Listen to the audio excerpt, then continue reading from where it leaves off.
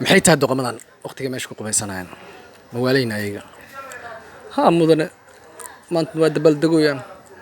maanta fursad ay haystaan maanta dhan adiga ku tashahay imgo inta wax lagu keenay naftaada nafturuq inuu sirba umaleeyo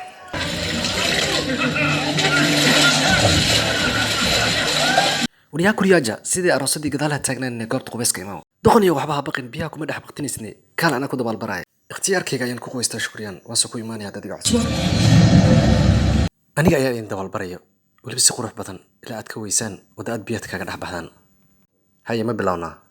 na soo geliya haddaba goobta kuryaad jetab ii dalbooysiin mayno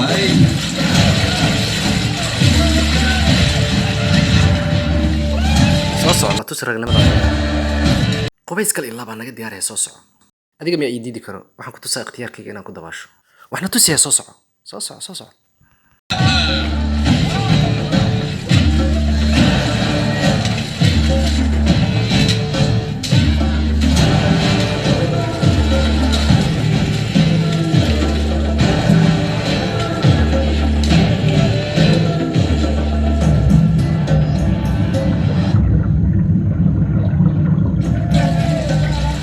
si dabiici ah ayaa cadceed u haleeshay